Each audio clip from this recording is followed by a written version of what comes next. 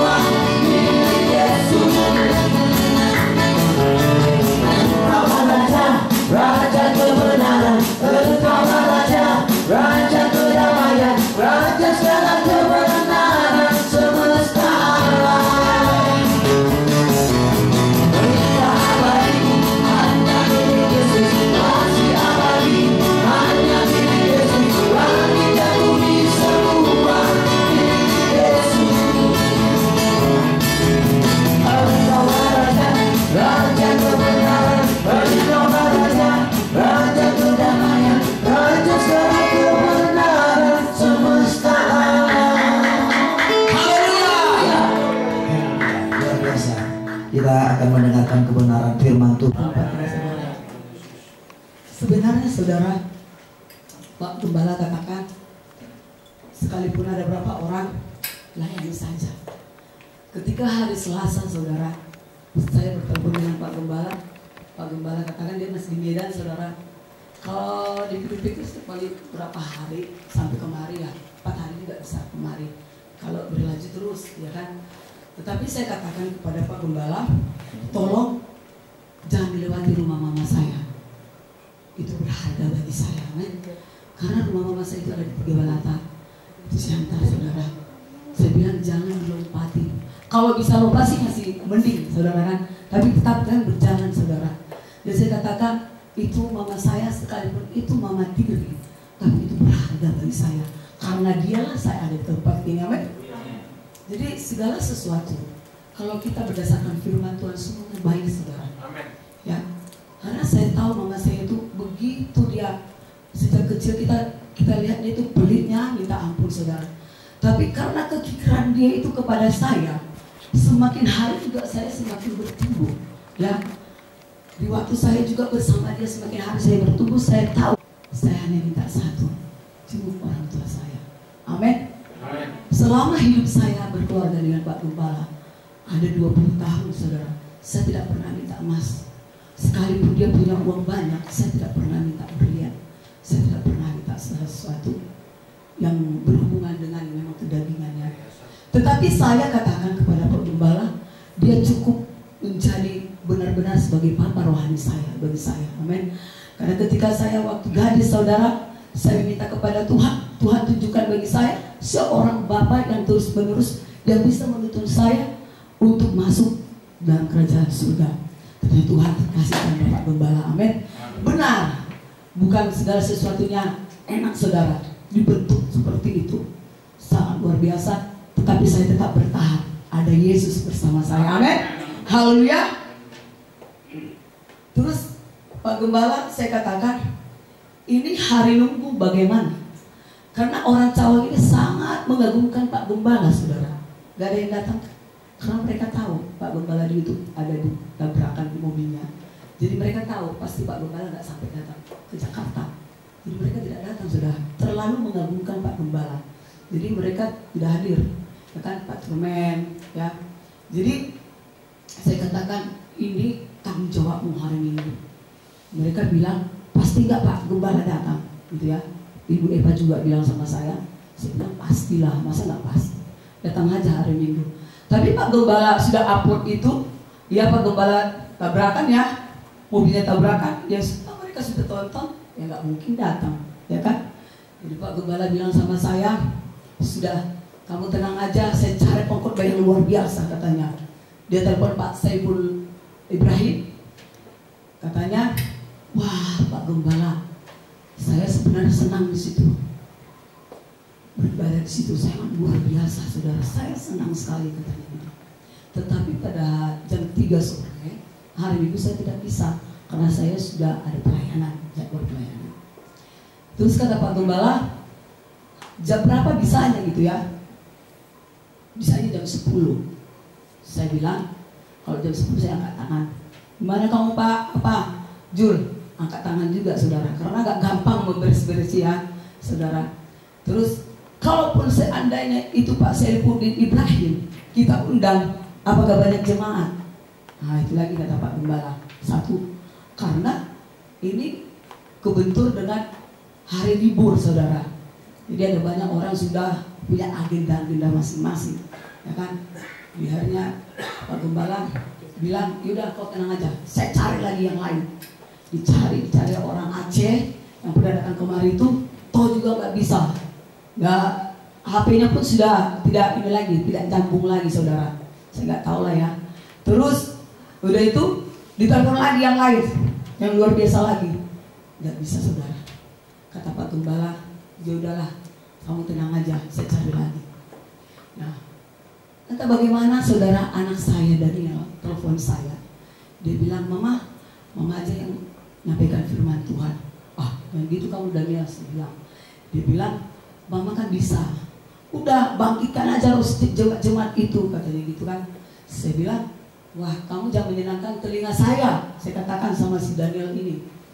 Kamu bilang seperti itu supaya saya mau kan, dan gitu saudara. Ternyata, oh, enggak mak, betul mak, mama itu ada kemampuan katanya. Ah, saya nggak mau dengar sih bilang gitu kan.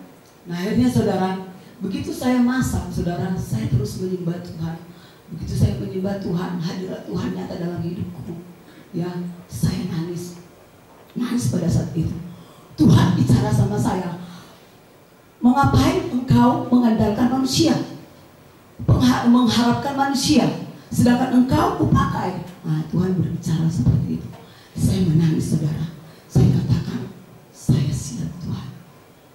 Ketika itu juga saudara saya SMS, saya katakan, Pak, saya siap. Anak saya saudara SMS, Mama hebat. Dia katakan seperti itu. Tapi berjalannya dengan waktu saudara, saya sudah begini saudara, ya. Gak gampang kalau berbicara itu ya. Kalau gampang berbicara, kalian juga bisa berbicara di sini ya. Tidak gampang ya. Saya sudah begini saudara. 1 hari lewat, 2 hari apalagi nih. Nah, semalam udah latihan, jemaat ada yang datang latihan. Saya telepon si Anu, katanya belum siap. Ya Tuhan, bagaimana ini? Ya sudah, saya ambil bagian semua, tak apa-apa. Saya katakan kepada Tuhan, saya hanya berserah kepada Engkau Tuhan. Apa maumu Tuhan, itu yang Kau berikan. Amin. Firman apa yang Kau mau terhadap jemaat-jemaat-Mu, bukan kemauanku tetapi kemauan Engkau Tuhan. Itu Kau berikan kepada saya. Saya berdoa, saya menangis tersungkur saudara. Tuhan mau memperlihatkan sama saya ada suatu wanita, seorang wanita tersayat-sayat, mau mati rasanya, sehingga dia mati saudara. Tuhan katakan sama saya, itulah mempelai wanita. Pada hari-hari ini ada banyak yang mati rohani.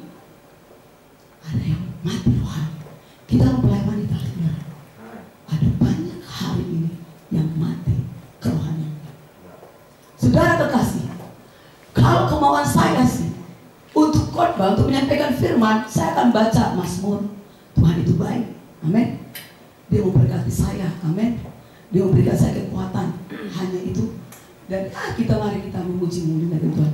Tetapi Tuhan mau tentang kematian rohani. Jadi pada saat ini kita harus belajar tentang kematian rohani. Saudara, mari kita buka Yeremia 17 ayat 5 sampai 10.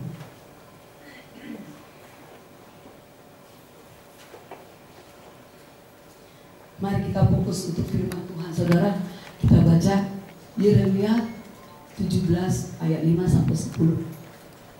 Dan digantian untuk membaca saya yang pertama saudara. Beginilah firman Tuhan, terkutuklah orang yang mengandalkan manusia, yang mengandalkan kekuatannya sendiri, dan yang hatinya menjauh daripada Tuhan. Ia akan seperti Fulus pada bulan bara. Ia tidak akan mengalami datangnya yang tidak baik.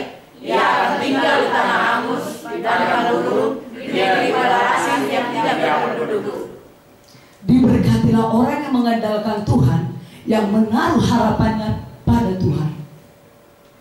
Ia akan seperti pohon yang ditanam di tepi air, yang merambatkan akarnya ke tepi barat air, dan yang tidak mengalami datangnya panas terik, yang daunnya tetap hijau, yang tidak takut pada tahun kering, dan yang tidak berhenti menghasilkan buah.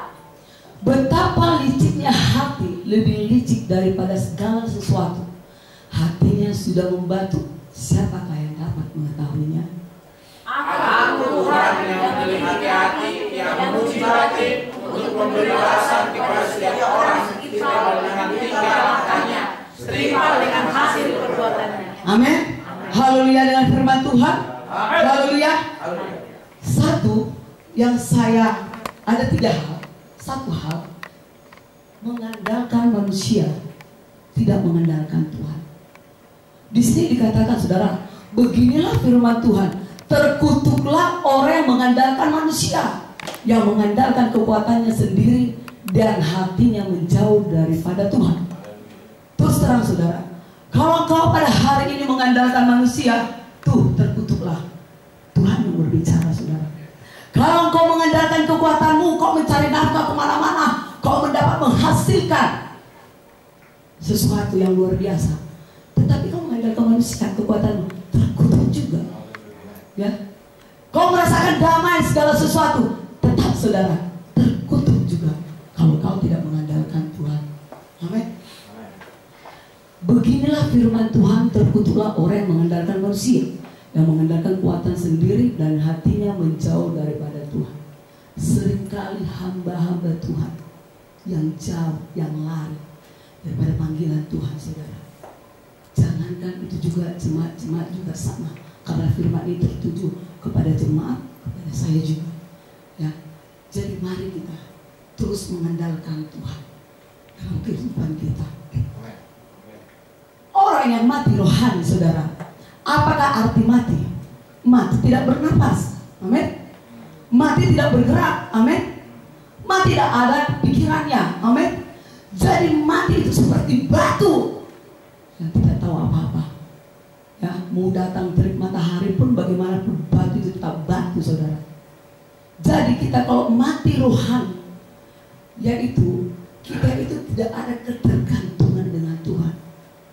Ya, tidak ada keterhubungan dengan Tuhan. Ya, ingat saudara baik-baik. Kalau hatimu sudah mulai tidak ketergantungan dengan Tuhan, tidak ada keterhubungan dengan Tuhan, ingat, kamu seperti rumput yang layu, saudara. Nah, semakin hari semakin mati, bahkan semakin kering. Ingat kembali, saudara, koreksi dirimu. Jangankan dirimu, koreksi. Aku juga mengkoreksi diri saya, saudara. Sekalipun orang melihat saya seperti ini, saudara, saya tetap setiap hari saya koreksi diri saya. Apakah saya sudah benar di hadapan Kau, Tuhan? Ya, karena saudara, semalam saudara untuk mempersiapkan itu tidak gampang, saudara. Begitu latihan selesai jam 10, anak saya belum tidur, saya temani dulu. Nanti begitu mereka tidur, saya harus bangun. Saya bilang seperti itu. Ternyata saya juga ketiduran, saudara. Begitu jam 1 lewat, saya bangun, saya langsung berdoa. Ya, kemana mesti kita lakukan? Apa yang harus perkatakan ini, Tuhan? Saya belum tahu apa yang harus perkatakan. Ada kamar kosong, saudara. Saya lari ke kamar kosong. Saya berdoa sebentar. Saya saya berpikir apa yang harus saya ucapkan, saya sampaikan, saudara. Anak saya dua-duanya langsung bubar dari kamar, cari-cari saya, saudara. Tidak gampang, saudara, untuk mencari rahmat dari Tuhan. Akhirnya, ya udah, saya bawa lagi ke kamar, saudara. Akhirnya saya di kamar lagi. Begitu di kamar mereka bangun lagi, saudara. Nah, kira-kira jam 3 mereka sudah ini. Saya intip-intip, saya turun lagi ke bawah. Ternyata anak saya turun lagi. Ini mau pekerjaan setan ini, tapi saya tidak mau kalah. Saya katakan seperti itu.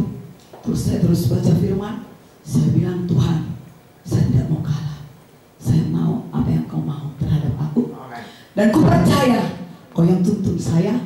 Dan Ku percaya Kau berikan impresi ilahi buatku. Karena ini adalah firman-Mu dan ini adalah bait suci-Mu, pesta anak domba Allah. Amin. Haleluya. Semenjak itu, saudara, saya juga berpikir sudah tengah 6, ya. Karena setiap pagi kita ada doa. Karena anak saya juga ikut latihan, main-main, sudah si Sadrak itu masih aja tidur, kita bangun masih aja tidur, tapi saya biarkan. Ketika jam 6, saya pikir, udahlah, saya nyuci piring aja lah, gak usah berdoa lah. Kan Tuhan tahu, saya juga tadi kan udah doa-doa, terus baca-baca firman kan gitu. Tapi Tuhan tidak mau, saudara. Harus ada api di tempat ini untuk menyala, saudara. Akhirnya anak saya turun, 6:30, saya menangis, saya harus menang. Sadrak, ayo masuk. Iya, Mak, ayo kita doa sekalipun setengah jam. Saya doa, karena saya tanggung jawab buat anak saya. Iman anak saya itu harus saya tanggung jawabin, saudara. Jadi kalian juga, orang tua, tanggung jawabin anak-anak kalian. Kenapa? Karena ini dituntut Tuhan nanti bagi kita sebagai orang tua. Saya bawa anak saya ayo kita menyembahkan sampai setengah jam, sampai saya berdoa dengan dia. Saya nangis. Kenapa? Saya berkemenangan. Amin. Ayo kita berikan berkemenangan. Saya menangis, saudara, karena saya berkemenangan. Saya ajak anak saya nangis sama Tuhan. Dia melihat saya. Dia pikir kali anak apa mama saya ini, ya. Dia tidak tahu saya berkemenangan. Seandainya saya turuti, saya cuci piring, saya segala macam, terus saya jalan-jalan, apa jadinya gereja ini, saudara? Apa jadinya ini sekarang? Tapi saya mengandalkan Tuhan. Kata Pak Gembala, berapapun kau harus layani, saya akan taat. Amin. Berkemenangan dalam Tuhan. Bagaimana kita berkemenangan dalam Tuhan? Berarti kita ada keterhubungan dengan Tuhan. Ketergantungan dengan Tuhan, saudara. Kalau kau mempunyai ketergantungan dengan Tuhan, kau harus menang. Ya, sebagai ibu rumah tangga, jangan kau cari-cari bantal. 5. Saya terus terang saudara jam 3 saya bangun. Kalau saya nggak doa.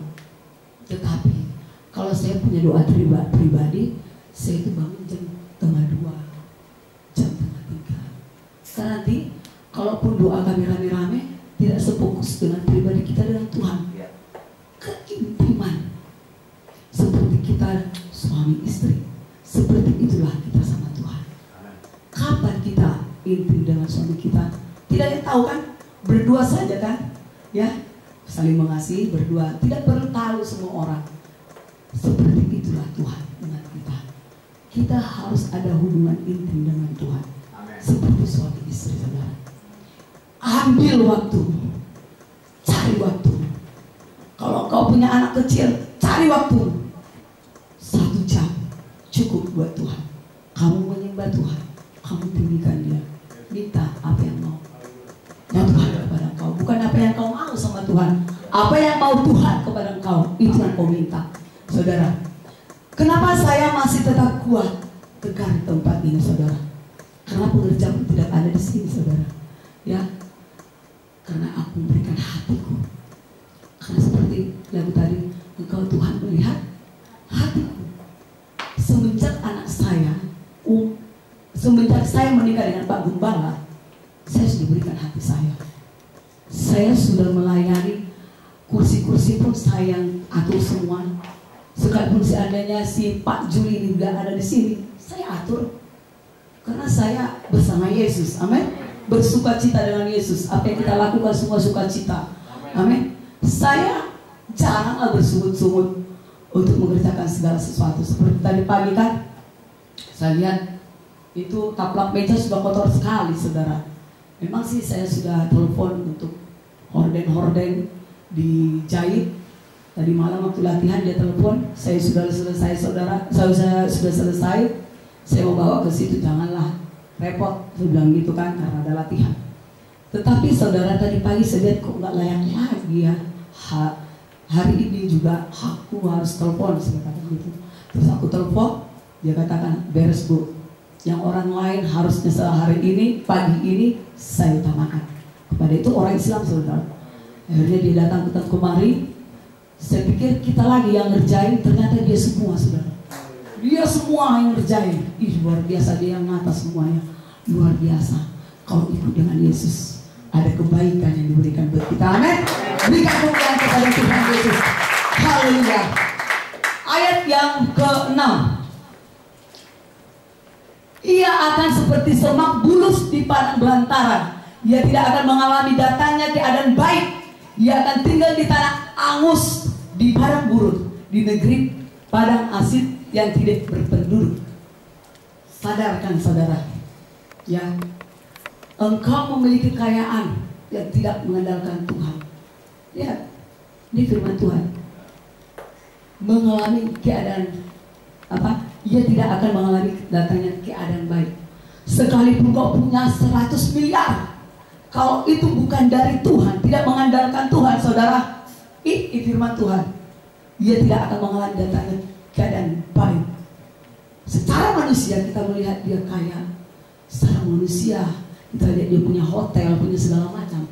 Tetapi firman Tuhan katakan terkutuklah, ya, dan tidak mengalami datangnya keadaan baik. Jadi berjalannya waktu, dia tidak akan mengalami keadaan baik. Karena itu firman Tuhan. Karena firman Tuhan itu tidak pernah sia-sia, selalu terjadi.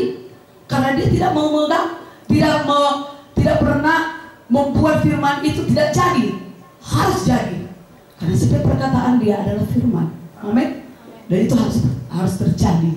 Karena dia tidak membohong, tidak menipu, tidak berdusta, amin. Haleluya. Jadi saudara, sekalipun engkau punya segala sesuatu yang wah kata orang kepada kau, kalau kau mendapatkan itu tidak mengandalkan Tuhan, kamu tidak akan mendapatkan keadaan baik. Keadaan baik berarti lawan keadaan baik dan tidak lawan keadaan baik apa, saudara? Hal-hal yang buruk, ya, yang nanti mendapatkan kehancuran, ya, ujung-ujungnya kehancuran, ya, hampa, ya. Nah itu saudara. Jadi saudara, mari jangan engkau berikan hatimu kering. Karena hati yang kering, hati yang mati terhadap Tuhan, inilah akan terjadi bagimu. Ya, mari kita bertobat. Haleluya. Haleluya. Ayat ke-7, diberkatilah orang yang mengandalkan Tuhan, yang menaruh harapannya pada Tuhan. Ayat ke-8, ia akan seperti pohon yang ditanam di tepi air, yang merambat akar-akarnya ke tepi batang air, dan yang tidak mengalami datangnya panas terik, yang daunnya tetap hijau, yang tidak khawatir dalam tahun kering, dan yang tidak berhenti menghasilkan buah. Sekarang zaman corona, semua dihimpit oleh suatu situasi kondisi yang sulit sekali saudara, bagi orang yang tidak mengandalkan Tuhan. Ya, garis bawahi saudara, semua situasi kondisi corona ini ada banyak orang yang jadi gila, stres, gila, bahkan maaf cakap dia telanjang bulat karena situasi ini.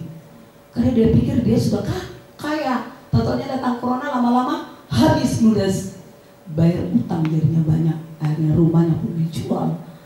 Semakin hari dia semakin stres, semakin hari bukanya semua bajunya, ya, dipertontonkan semua, karena dia tidak sadar, karena tidak punya ketergantungan lagi pada Tuhan, tidak ada hubungan lagi. Tidak sedikit orang Kristen, tidak sedikit orang yang sudah benar-benar sudah pernah pelayanan, tidak sedikit saudara, banyak yang aku tonton dan aku baca di internet saudara. Jadi di sini saudara, sekalipun itu sedikit kita dapatkan kepada Tuhan, kita dapatkan dari Tuhan, pemeliharaan Tuhan itu yang terpenting bagi kita. Kita tidak kena sakit corona, kita tetap bisa senyum, kita tetap bersaksi di tempat ini, tetap juga ada menciptakan lagu yang baru, ada sukacita yang luar biasa saudara, menghasilkan buah. Amin. Jadi Tuhan tidak berhenti memberikan yang terbaik buat orang-orang yang mengandalkan Dia. Sekalipun sedikit yang kita dapatkan, tapi pemeliharaan Tuhan itu luar biasa. Amin. Ayat ke-9, betapa liciknya hati, lebih licik daripada segala sesuatu. Hatinya sudah membatu, siapakah yang dapat mengetahuinya? Ayat ke-9. Ayat ke-10, aku Tuhan yang menyelidiki hati, yang menguji batin untuk memberi balasan kepada setiap orang setimpal dengan tingkah lakunya, setimpal dengan hasil perbuatannya. Jadi apa yang kita tabur itu yang kita tuai saudara. Jadi Tuhan menyelidiki hati kita, Tuhan melihat hatimu bagaimana untuk Tuhan. Apa yang kau sudah perbuat kepada Tuhan, saudara, engkau berbuat kepada Tuhan, kau jangan hitung-hitung saya sudah berbuat begini. Tuhan tahu nggak engkau sudah berbuat apa? Kadang-kadang kita sudah berbuat ini, tapi Tuhan belum punya hitungan dengan apa yang kita perbuat saudara. Jadi saudara kekasih dalam nama Tuhan, mari kita andalkan Tuhan sepenuh hati kita. Jangan kau berpengharapan kepada manusia, jangan kau berhadapan dengan kekuatanmu, karena itu akan sia-sia. Karena itu terkutuk. Tuhan bilang terkutuk. Apapun hartamu terkutuk kalau itu tidak mengindahkan Tuhan juga. Amin. Saya tidak banyak untuk menerangkan firman Tuhan saudara, tapi saya mengajak untuk tetap kalian ada dalam hadirat Tuhan. Dan kedua, yaitu kita harus mendengarkan suara Tuhan. Ini seringkali saya bawakan untuk menyampaikan firman Tuhan. Kenapa kita harus mendengarkan suara Tuhan? Karena nanti kita bisa salah-salah untuk melangkah saudara. Mari kita buka Samuel 3.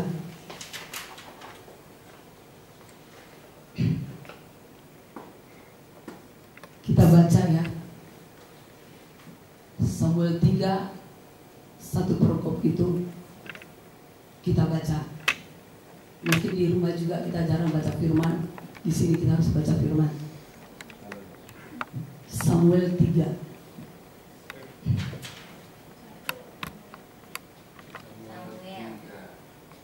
Amin saudara. Jangan tegang saudara. Ya, ini Bu Gembala, bukan Pak Gembala. Ya, haleluya, haleluya. Samuel 3.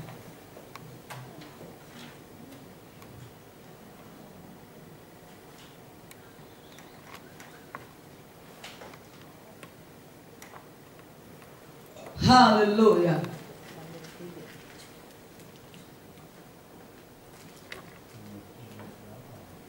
Samuel 3 sebelumnya.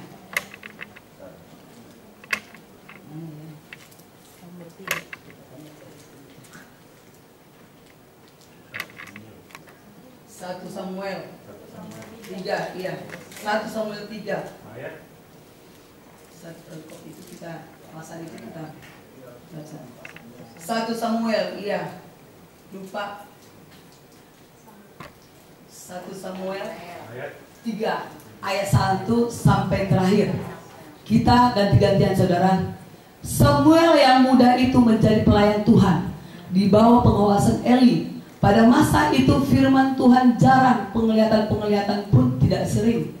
Pada suatu hari Eli yang matanya mulai kabur dan tidak dapat melihat dengan baik sedang berbaring di depan tidurnya. Lampu rumah Allah belum lagi padam. Samuel telah tidur di dalam bait suci Tuhan, tempat tabut Allah. Lalu Tuhan memanggil Samuel, Samuel, dan dia menjawab, ya Bapa. Lalu berlarilah ia kepada Eli serta katanya, ya Bapa, bukankah Bapa memanggil aku?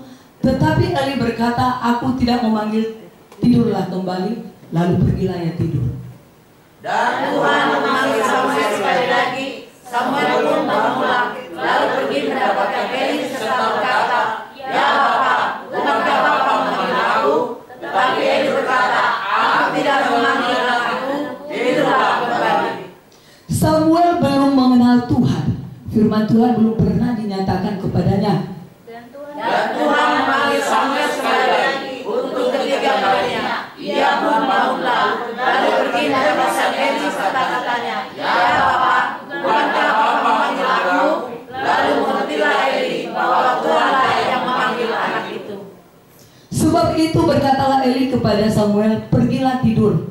Dan apabila ia memanggil engkau, katakan, berbicaralah Tuhan, sebab hambamu ini mendengar. Maka pergilah Samuel dan tidurlah ia di tempat tidurnya.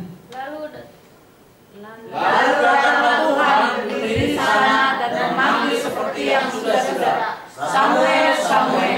Dan Samuel menjawab, berbicaralah sebab hambamu ini mendengar.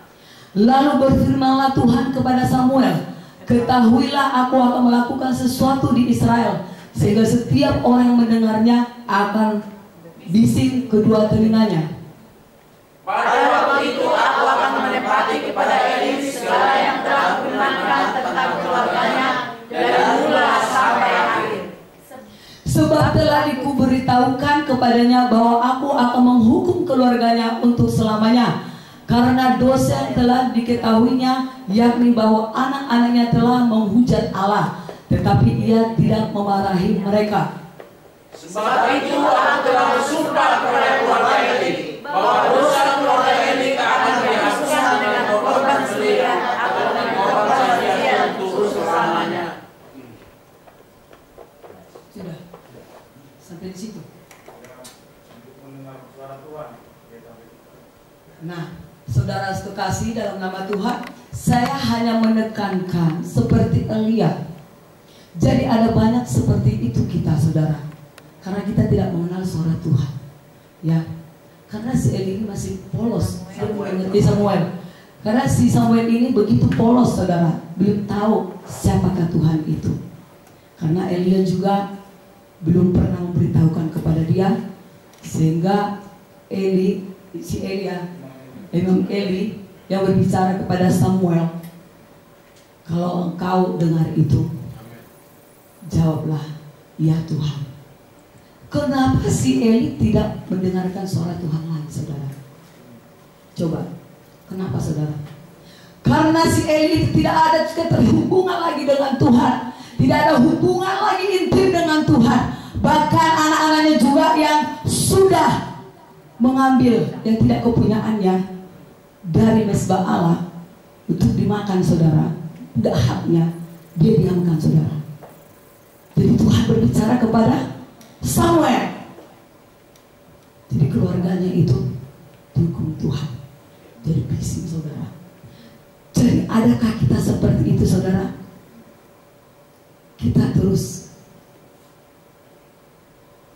seringkali saudara, Tuhan sudah berbicara lewat hati nurani kita. Sudah Tuhan katakan, jangan. Tuhan apa enggak itu? Kayaknya ragu saya. Padahal sudah berkali-kali Tuhan sudah berbicara, jangan. Masa sih? Secara pikiran dia terus berpikir terus. Akhirnya Tuhan apa tidak? Tuhan akhirnya tidak saudara. Karena dia sudah merasa kering. Dia tidak merasakan adalah hadirat Tuhan. Dia tidak merasakan ada urapan Tuhan lagi. Sehingga Tuhan tidak ada berhubungan dengan dia saudara. Jadi saudara kekasih dalam Tuhan Yesus, mari kita dengar-dengaran dengan Tuhan. Ambil waktumu, katakan kepada Tuhan, apa yang kau mau dengan saya? Bukan aku maunya ini Tuhan, maunya itu. Jangan. Apa maumu Tuhan kepada saya? Saya mau taat dan setia. Harganya saudara, taat dan setia. Kamu mau apa yang maunya Tuhan, kamu mau apa yang ada pada Tuhan, tapi kamu tidak taat apa yang diperkatakan dia. Bagaimana dia mau untuk memberikan kepada kamu? Ya, engkau mau hartanya Tuhan, engkau minta ini dan itu segala macam, tapi engkau tidak pernah ada hubungan intim untuk melahirkan sesuatu dalam kehidupanmu. Sama seperti suami istri. Karena ada hubungan intim, maka saya punya anak Daniel, ada anak saya Joshua, ada anak saya Sadrak, ada anak saya si Deborah, ada anak saya si Mordekai. Karena saya punya hubungan intim sehingga aku melahirkan anak-anak saya. Begitu juga kita. Kalau kita punya hubungan intim dengan Tuhan, kita punya untuk melahirkan sesuatu. Apa yang kita lahirkan? Ada suatu berkat, ada suatu kuasa yang tak terbatas daripada Tuhan. Haleluya. Berikan kemuliaan kepada Tuhan Yesus. Haleluya. Luar biasa saudara. Saya dapatkan firman ini saudara. Saya menangis kepada Tuhan. Jam 2 saya tadi mandi saudara. Karena ini jam 2 pun kita masih beres-beres. Pak Markus sudah datang. Ibu belum mandi, belum. Pak Markus sudah mengerti sekali saudara. Ya, akhirnya saya harus mandi saudara sambil pakaian saudara. Saya nangis kepada Tuhan. Apa mau Tuhan? Apa yang harus kuperkatakan Tuhan? Aku hanya berserah kepada Engkau Bapa. Berikan Tuhan kekuatan, kemampuan buatku untuk berdiri, untuk menyampaikan apa yang Kau mau Tuhan. Aku menyerahkan hatiku kepada Engkau Bapa. Itu yang saya katakan tadi saudara. Karena si Juli juga tahu. Dia mungkin heran lihat saya, kapan lah ini doa, kapan ini berkumpul sama Tuhan. Kata padahal kakak itu kamu nyampaikan firman Tuhan. Mungkin kan terheran-heran juga ya. Apa kan nanti yang disampaikan? Dia masuk anak, masak, segala macam. Nanti anaknya teriak-teriak. Gimana dia untuk menyampaikan? Dia mungkin heran juga saudara. Tapi dia tidak tahu. Saya diam-diam mencari waktu. Amen? Jam 12 malam, jam 1 malam saya cari waktu kepada Tuhan. Kenapa Tuhan? Dan bagaimana Tuhan? Terkadang saya nangis saudara. Aduh gimana ya, saya belum berdoa. Saya katakan sama Tuhan, jam 1 bangun di saya Tuhan. Saya belum bisa berdoa. Betul saudara, jam 1 saya dibangun di Tuhan.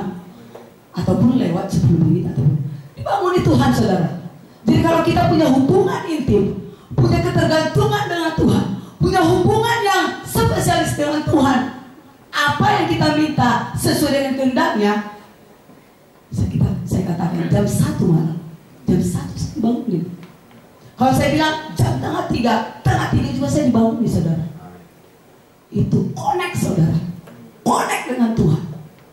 Jadi kamu semua kita di sini, maupun engkau orang tua sebagai bapak yang kau katakan aku sibuk sana sini cari uang ini segala macam, kau juga nggak dapat, kau juga ini segala macam. Terus terang saudara, Tuhan tidak mau itu. Tuhan mau bagaimana hubungan dengan Dia. Sama seperti ibu rumah tangga, apalagi ibu rumah tangga yang kadang-kadang ini harus ditempelin juga, saudara. Ya, hei bapak-bapak, ajar istrimu. Kalau engkau mau kamu bahagia nanti semasa tuamu. Kenapa saya katakan seperti itu, saudara? Karena saya alami. Pak Gembala ini sangat keras kepada saya untuk mengajar saya. Benar, saya memang waktu gadis saya memang sudah taat jam 4 pagi saya bangun, saya doa. Betul. Yang paling ngerinya saudara dulu, kalau saya nonton televisi, apa yang nonton televisi? Langsung matiin. Kok salah nonton televisi ya? Ini jangan di ini ya, ini tergantung level iman ya masing-masing ya. Terus, apakah itu membangun dengan rohmu? Kalau kau nonton, betul-betul kamu tonton, apakah itu membangun rohmu? Nah, seringkali saya berontak juga, saudara. Masa aku udah pergi ke rumah keluarga gini-gini, bawa anak ke sana. Tapi Bapak katakan sama saya apa? Kalau kau ke rumah keluargamu, rohmu dibangun, tapi kamu juga terseret dengan apa yang mereka katakan, nggak usah pergilah, ngapain? Coba, ada nggak kalian seperti itu? Ketika kita pergi berkumpul dengan keluarga kita, bukan damai yang kita dapatkan, malah menggosip. Aturan kita gak berdosa jadi berdosa, saudara. Ngomongin si A, ngomongin si B, begitu selesai kita nyesal, saudara. Karena pernah alami, saudara. Nyesal, saudara. Kenapa saya tadi kumpul sama dia? Kenapa sih saya tadi datang ke rumah ini ya? Padahal aku udah tahu bahwa dia juga jarang doa pun jarang. Kenapa ya? Kan gitu. Itu Bapak ngomong sama saya. Kalau engkau berpengaruh buat mereka, tapi kalau engkau dipengaruhi mereka, jadi kau berdosa, kau gosip sana, gosip sini, itu pun kamu nggak bisa menengah. Bahkan kamu terseret. Oh iya sih si Anu begitu sih. Iya betul, dia begini. Ya, akhirnya kita berdosa. Ketika kita berdoa kepada Tuhan, tertuduh nggak? Tertuduh nggak? Pasti tertuduh. Terdakwa kita pasti terdakwa. Kenapa? Karena setan itu tidak bisa, saudara, ya membuat kita tenang untuk berdoa apa lagi. Kenapa? Karena dia seperti singa mau mencari mangsanya. Apalagi kayak saya ini, bagaimana caranya? Bagaimana saya supaya tidak bisa tenang dalam hadirat Tuhan dan juga jemaat-jemaat, ya. Jadi mari kita dengar-dengaran dengan Tuhan. Istri-istri, tolong menjadi tiang doa dalam rumah tanggamu. Kenapa saya katakan seperti itu? Kalau kita itu sebenarnya orang kuat daripada suami, saudara. Penopang, ya. Kita ini penopang pada suami, saudara. Ya, penopang itu seperti cakra, lebih kuat. Fondasi itu lebih kuat. Nah, seperti Pak Gembala pergi kemana-mana, ya, aku harus doa. Saya harus bahkan saya bilang, setiap roh kenajisan, roh cabul, roh jina yang menyerang dia, perlu itu saudara patahkan kuasa dalam nama Yesus Kristus Tuhan. Jangan kita anggap suami kita itu gagah perkasa, bukan. Kita harus jaga-jaga, saudara. Pendeta, banyak pendeta yang ini, ya kan? Yang jatuh kan? Jadi itu semua itu istri penopang suami. Jadi saya di sini harus bekerja, berdoa. Terus terang Bapak itu kena dapur itu memang saya kurang ini. Kemarin saya katakan kepada Tuhan, saya janji Tuhan saya harus puasa. Saya gagal, saudara. Puasa saya gagal. Coba aku pada hari itu puasa, saudara, mungkin tidak kena, saudara. Karena itu sudah aba-aba, saudara, ya. Tapi saya tidak peka, ya. Akhirnya saya, Tuhan ampuni saya. Amin. Karena segala sesuatu yang terjadi itu ada kaitannya, saudara. Di alam roh, amin. Di alam roh, bukan dilihat di dalam kenyataan. Di alam roh dulu, baru masuk setan itu. Jadi saudara kekasih dalam nama Tuhan, mari kita bertobat. Sadarlah engkau, cari Tuhan, berdekat kepada Dia. Situasi kondisi hari-hari ini tidak memungkinkan membuat kita kaya, tidak memungkinkan kita menjadi lebih lagi. Kenapa? Secara manusia, saudara, ya, tidak banyak menjadi teman lagi, membuat kita khawatir, membuat kita bimbang, membuat kita Kadang-kadang kita putus asa, mau mati sekalian kan gitu. Tetapi Tuhan yang sudah pilih kita. Kita berkemenangan. Haleluya. Haleluya. Ketiga saudara, menyembah dalam roh dan kebenaran. Ini perlu sekali dalam kehidupanmu. Kalau engkau tidak menyembah dalam roh dan kebenaran, terus terang saja, kau akan mati rohani. Ini kuncinya saudara. Kalau engkau punya penyembahan kepada Tuhan, ya, yang kekeringan itu, aliran Roh Kudus mengalir dalam hati kita yang kering, membasuh kita, memasuk setiap bencana kita dipenuhi jadi urapan Tuhan. Jadi kalau kita punya penyembahan yang luar biasa kepada Tuhan, Tuhan akan membenahi kehidupan kita. Saudara terkasih, kalau kita punya penyembahan kepada Tuhan, berarti kita tidak mengandalkan manusia. Kalau kita punya penyembahan kepada Tuhan, berarti tidak mengandalkan kekuatan kita. Kalau kita mengandalkan Tuhan, berarti kita berkeadaan baik. Amin. Seperti tadi yang kita baca, ya. Jadi kita harus mengandalkan Tuhan. Ambil pujian penyembahan. Kalau engkau sudah merasakan kering, masuk dalam hadirat Tuhan. Katakan, Tuhan, ini aku. Pakailah aku. Basuhlah aku. Ini aku Tuhan. Berikan aku hati yang hancur, supaya Kau dapat membenahi hatiku. Amin. Haleluya. Haleluya dalam Tuhan. Mari kita bangkit.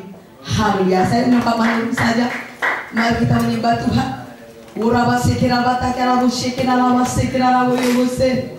Haleluya Jesus. Kita akan bernyanyi, bila engkau tak besertaku.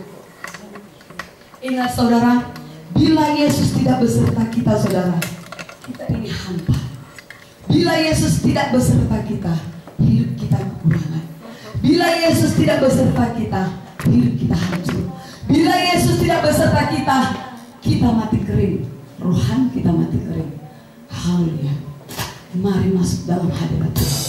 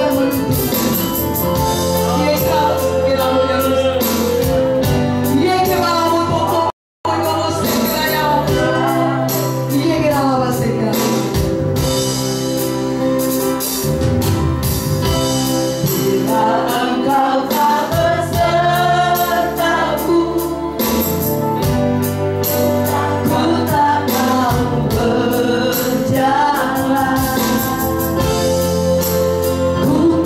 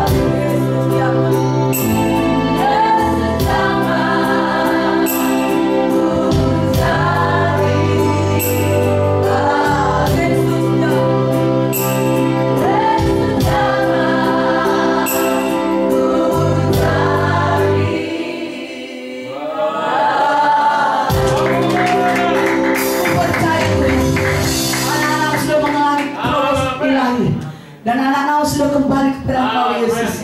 Hamba berdoa Tuhan, Kau tuntun mereka Tuhan. Berikan hati yang lemah lembut buat mereka Tuhan, supaya mereka berikan hati mereka kepada Engkau. Karena kami tahu ketika kami memberikan hati kami kepada Engkau, Engkau yang memberikan yang kekuatan buat kami. Bahkan apa yang kami sudah berbuat bagian kami terhadap Engkau, bagian-Mu Engkau berikan buat kami Tuhan. Kami percaya kami ada anak-Mu, apa kepunyaan-Mu itu adalah kepunyaan kami. Karena kami tahu kami adalah ahli warisnya. Terima kasih dalam nama Yesus Kristus. Haleluya.